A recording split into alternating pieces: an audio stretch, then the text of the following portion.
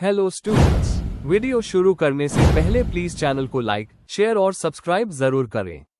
एक important information, अगर आपको इस वीडियो के नोट्स चाहिए तो डिस्क्रिप्शन बॉक्स में दिया गया डाउनलोड लिंक चेक करें। Thank you. चलिए शुरू करते हैं। इस वीडियो में हम पढ़ेंगे BSOC 105 पॉलिटिकल सोशियोलॉजी के प्रीवियस ईयर क्वेश्चन और most important questions with answers. ये क्वेश्चंस आपके एग्जाम के लिए बहुत इम्पॉर्टेंट है। अगर आपने ये अच्छे से कर लिए तो एग्जाम निकलना पक्का है।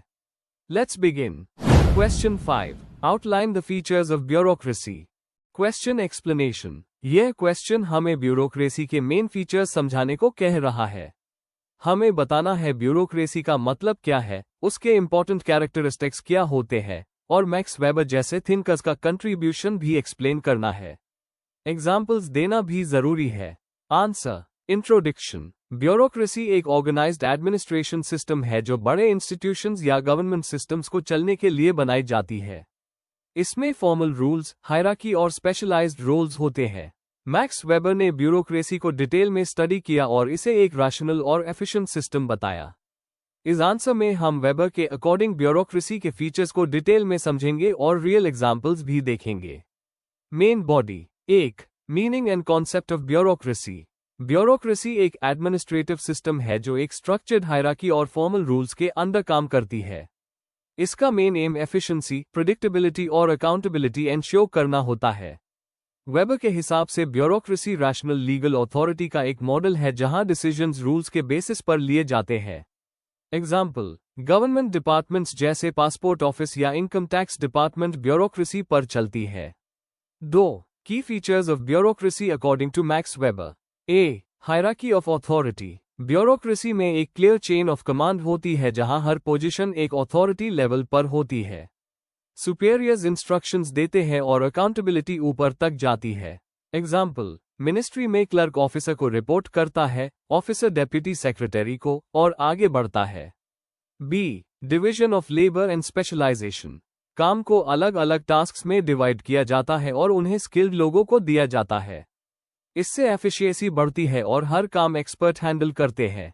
एग्जाम्पल, हॉस्पिटल में डॉक्टर्स, नर्सेज और एडमिन स्टाफ के रोल्स अलग होते हैं। C. Formal rules and regulations. Bureaucracy written rules और स्टैंडर्ड प्रोसीजर्स फॉलो करती है। यह फेयरनेस, कंसिस्टेंसी और प्रेडिक्टेबिलिटी मेंटेन करते हैं।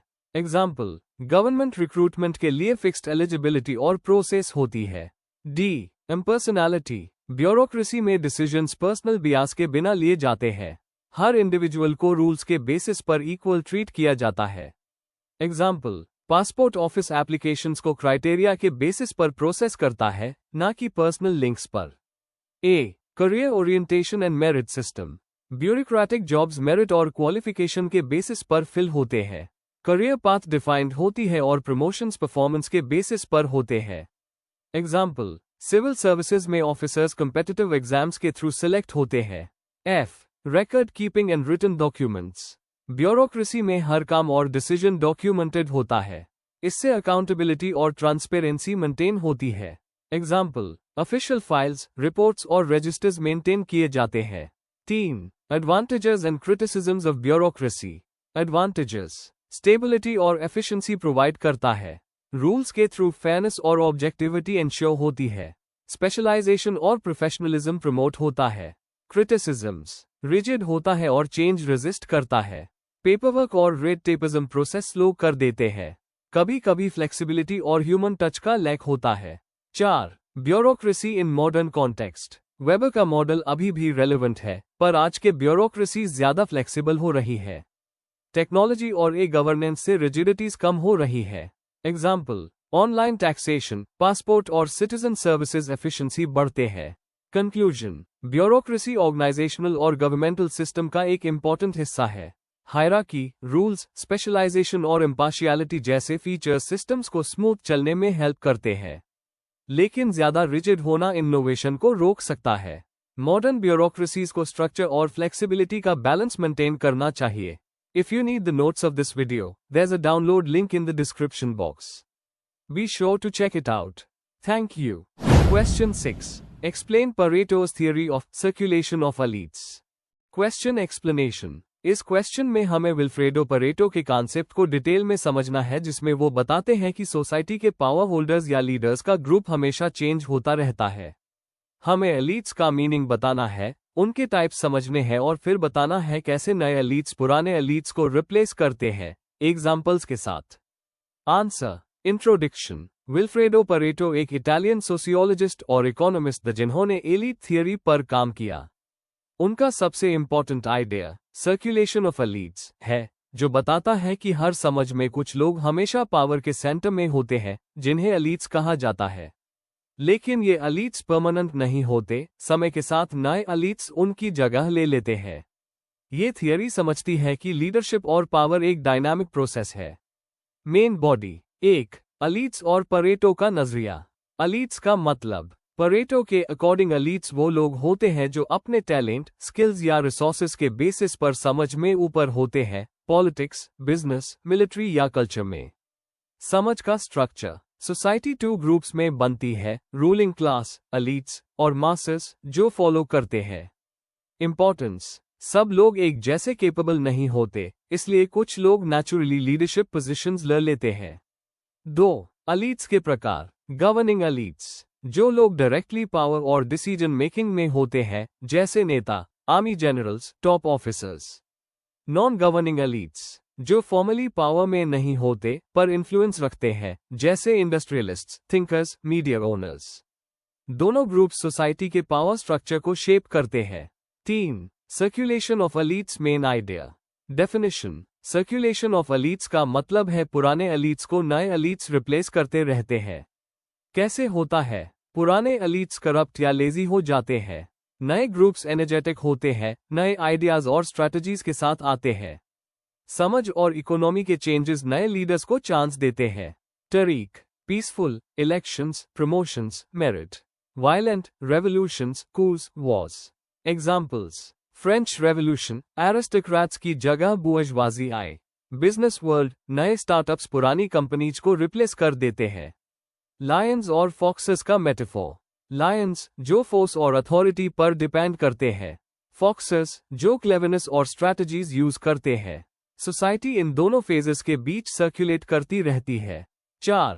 इंपॉर्टेंस और क्रिटिसिज्म। इंपॉर्टेंस बताता है कि कोई भी रूलिंग क्लास परमानेंट नहीं है। लीडरशिप और कंपटीशन को समझाता है। पॉलिटिकल इंस्टेबिलिटी और रिफॉर्म्स को एक्सप्लेन करता है। क्रिटिसिज्म ज्यादा डिटर्मिनिस्टिक, हर जगह एलीट्स को है। कॉमन पीपल और डेमोक्रेसी के रोल को कम इंपॉर्टेंस देता है। इक्वालिटी और सोशल जस्टिस मूवमेंट्स को इग्नोर करता है। कंक्लूजन। परेटो की सर्कुलेशन ऑफ एलीट्स थियरी समझने से हमें पता चलता है कि पावर हमेशा लिमिटेड लोगों के पास होती है, लेकिन ये लोग चेंज होते रहते हैं। पुराने एलीट्स जब वीक होते हैं, नए ग्रुप्स उनकी जगह ले लेते हैं। आज भी ये आइडिया पॉलिटिक्स, बिजनेस और ऑर्गेनाइजेशंस में रेलेवेंट है। If you need the notes of this video, there's a download link in the description box. Be sure to check it out. Thank you. Question 7. Describe the nature of fascism in Germany. Question explanation. इस question में हमें Germany के fascism को समझना है, खासकर Adolf Hitler के Nazi rule के दौरान। हमें इसका ideology, features, political system, social policies और इम्पैक्ट बताना है जो जर्मनी के समाज और पॉलिटिक्स को बदल गया। आंसर। इंट्रोडक्शन। फैशिज्म एक ऑथोरिटेरियन और फर राइट आइडियोलॉजी है जो एक्सट्रीम नेशनलिज्म, डिक्टेटरशिप और ऑपोजिशन के सप्रेशन पर बेस्ड होती है। जर्मनी में ये नाज़िज्म के रूप में आई, जिसका नेतृत्व एडोल्फ हिटलर ने किया। इसमें Aryan racial supremacy, anti communism और टोटलिटेरियन कंट्रोल का मिक्स था। इसके नेचर को समझने के लिए हमें इसका आइडियोलॉजी, पॉलिटिकल सिस्टम, सोशल और इकोनॉमिक पॉलिसीज और उसका इफेक्ट देखना होगा। Main body. 1. Ideological foundations of German fascism, Nazism. German fascism का कोर नाज़िज्म था, जो national socialist German workers party (NSDAP) का आइडियोलॉजी था। इसमें extreme nationalism, Aryan racial superiority, antisemitism और डेमोक्रेसी और मार्क्सिज्म का विरोध था। हिटलर की किताब में कैम्फ ने क्लियर विजन दिया, एक शुद्ध जर्मन स्टेट बनाना, टेरिटरी एक्सपैंड करना, लेबेंसरोम और अनडिजायरेबल लोगों को खत्म करना। फुआ प्रिंसिप का कॉन्सेप्ट लॉयल्टी को सिर्फ हिटलर के लिए रखता था। 2. Political structure and totalitarian control. Nazi regime ने डेमोक्रेसी को खत्म करके एक पार्टी स्टेट बनाए। राइक्सटाग फायर डिक्री और एनेबलिंग एक्ट 1933 ने हिटलर को एब्सोल्यूट पावर दी। प्रोपेगेंडा, जोसेफ गोबल्स के अंडर से पब्लिक ओपिनियन कंट्रोल किया गया और नाजी स्टेट को ग्लोरीफाई किया गया। गस्टापो, सीक्रेट पुलिस और एसएस शूटस्टाफल ने ऑपोजिशन को क्रश किया और पॉलिसीज इन्फोर्स की। 3. Social and economic policies. Nazi Germany ने सोसाइटी को रेशियल और आइडियोलॉजिकल लाइंस पर डिवाइड किया। जूस, कम्युनिस्ट्स, रोमा और दूसरे ग्रुप्स को परसिक्यूट किया गया, जो हॉलोकॉस्ट तक पहुंचा। इकोनॉमिक पॉलिसीज में औतार्की, सेल्फ सफिशिएंसी, रिआर्मामेंट और पब्लिक वर्क्स जैसे ऑटोबान शामिल थी अनएम्प्लॉयमेंट कम करने के लिए। यूथ ऑर्गेनाइजेशंस, हिटलर यूथ और एजुकेशन प्रोपेगेंडा के थ्रू नए जनरेशन को इंडोक्ट्रिनेट किया गया। 4. Militarism and expansionist policies. Nazi state ने मिलिट्री पावर और टेरिटोरियल एक्सपेंशन को बहुत इंपॉर्टेंस दी। ट्रीटी ऑफ वर्साई को रिआर्मामेंट शुरू किया और ऑस्ट्रिया, चेकोस्लोवाकिया जैसे टेरिटरीज एनेक्स किए। लेबेन्सराम, लिविंग स्पेस के नाम पर एक्सपेंशन को जस्टिफाई किया गया। यह aggressive policies world war II का मेन कॉज बनी। 5. Impact and legacy of German fascism. Fascism ने जर्मनी में फियर और प्रोपेगेंडा बेस्ड लॉयल्टी का माहौल बनाया। इसके रिजल्ट में एक विनाशकारी वार हुआ और मिलियंस लोग मर गए। 1945 में नाजी जर्मनी के डिफीट ने फैशिज्म को खत्म किया, पर इसका इम्पैक्ट इंटरनेशनल पॉलिटिक्स और ह्यूमन राइट्स पर आज भी दिखता है। कंक्लूजन, जर्मनी का फैशिज्म एक डेंजरस मिक्स था नेशनलिज्म, डिक्टेटरशिप और रेशियल सुपीरियॉरिटी का। इसने जर्मनी और दुनिया को बहुत बड़ा नुकसान पहुंचाया और वर्ल्ड वॉर II जैसे कैटास्ट्रोफिक इवेंट्स को जन्म दिया। हिस्ट्री से सीखने के लिए इस आइडियोलॉजी को समझना जरूरी है। If you need the notes of this video, there's a download link in the description box. Be sure to check it out. Thank you. Question 8. Discuss the origin and meaning of the concept of democracy. Question explanation. इस question में हमें democracy की शुरुआत या origin को समझाना है और इसका मतलब बताना है। हमें बताना है कि डेमोक्रेसी का विचार कैसे डेवलप हुआ, कौन से थिंकर्स या मूवमेंट्स इंपॉर्टेंट रहे, और इसका समाज और राजनीति में क्या रोल है। आंसर। इंट्रोडक्शन। डेमोक्रेसी यानी लोकतंत्र एक ऐसा सिस्टम है जहां शक्ति या पावर लोगों के पास होती है, चाहे वो डायरेक्टली हो या इलेक्टेड रिप्रेजेंटेटिव्स के थ्रू। ये शब्द ग्रीक भाषा के डेमोस, पीपल, और क्राटोस, रूल, से आया है। समय के साथ डेमोक्रेसी का शेप बदलता गया, छोटे सिटी स्टेट्स से लेकर बड़े नेशन स्टेट्स तक। इस आंसर में हम डेमोक्रेसी का ओरिजिन, उसके थिंकर्स और इसका मीनिंग समझेंगे। Main body. 1. डेमोक्रेसी का historical origin. Ancient Greece. Democracy की शुरुआत एथेंस नाम के सिटी स्टेट से हुई थी लगभग 5th सेंचुरी BCE में। यहाँ सिटीजन्स खुद असेंबली में डिसीजंस लेते थे, जिसे डायरेक्ट डेमोक्रेसी कहते हैं। फिलोसोफर्स जैसे एरिस्टोटल और प्लेटो ने डेमोक्रेसी पर लिखा, लेकिन उनकी ओपिनियंस अलग अलग थी। Roman period. रोम पूरी तरह डेमोक्रेटिक नहीं था, लेकिन उन्होंने सेनेट और पब्लिक असेंबलीज जैसी चीजें इंट्रोड्यूस की जो लेटर डेमोक्रेसीज को इन्फ्लुएंस करती है। मेडिवल और रेनेसां पीरियड। फ्यूडलिज्म के टाइम में किंग्स डोमिनेट करते थे, पर कुछ राइट्स और कंसल्टेशन वाले आइडियाज जैसे मैग्ना कार्टा 1215 ने किंग की पावर लिमिट की। रेनेसां और रेफॉर्मेशन ने इंडिविजुअल राइट्स और क्वेश्चनिंग अथॉरिटी पर फोकस बढ़ाया। Modern era. एनलाइटनमेंट थिंकर्स जैसे जॉन लॉक, रूसो और मॉन्टेस्क्यू ने डेमोक्रेसी को रीडिफाइन किया, नेचुरल राइट्स, सोशल कॉन्ट्रैक्ट और सेपरेशन ऑफ पावर्स पर फोकस दिया। अमेरिकन और फ्रेंच रेवोल्यूशंस ने मॉडर्न रिप्रेजेंटेटिव डेमोक्रेसी को जन्म दिया। 2. डेमोक्रेसी का मीनिंग और की फीचर्स। डेफिनेशन। लोकतंत्र एक ऐसा सिस्टम है जहां अल्टीमेट अथॉरिटी लोगों के पास होती है। की प्रिंसिपल्स। पॉपुलर सॉवरेंटी, पावर का सोर्स लोग है। रूल ऑफ लॉ, सभी कानून के सामने बराबर है। इक्वालिटी, हर सिटीजन को इक्वल पॉलिटिकल राइट्स मिलते हैं। पार्टिसिपेशन, वोटिंग और गवर्नेंस में पार्टिसिपेशन का अधिकार है। अकाउंटेबिलिटी, लीडर्स पब्लिक के लिए रिस्पॉन्सिबल होते हैं।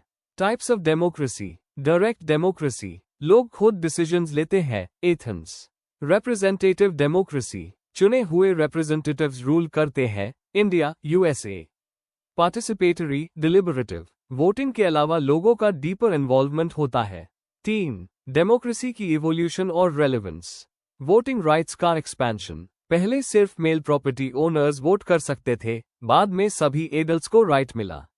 वर्ल्ड में स्प्रेड। आज डेमोक्रेसी वाइडली एक्सेप्टेड है, पर हर जगह थोड़ी डिफरेंट फॉर्म है। चैलेंजेस, करप्शन, पॉपुलिज्म और पॉलिटिकल एपैथी जैसे इश्यूज डेमोक्रेसी को चैलेंज करते हैं। Sociological view. डेमोक्रेसी सिर्फ इलेक्शंस तक लिमिटेड नहीं है, यह इक्वालिटी, जस्टिस और इंक्लूजन का भी सिस्टम है। एक्टिव और अवेयर सिटीजन्स के बिना ये सिस्टम काम नहीं करता। कंक्लूजन। डेमोक्रेसी एक डायनामिक और इवॉल्विंग कॉन्सेप्ट है जो एंशिएंट असेंबली से मॉडर्न कॉन्स्टिट्यूशनल सेटअप्स तक आया है। ये लोगों की पावर, इक्वालिटी और फ्रीडम को सेंट्रल रखता है। हर चैलेंज के बावजूद डेमोक्रेसी एक ऐसा फ्रेमवर्क है जो सोसाइटी को फ्री और जस्ट बनाता है। Before we end, please like, share and subscribe the channel for more such study materials and one important information अगर आपको नोट्स चाहिए तो डिस्क्रिप्शन बॉक्स में डाउनलोड लिंक दिया हुआ है, जरूर चेक करें। Thank you.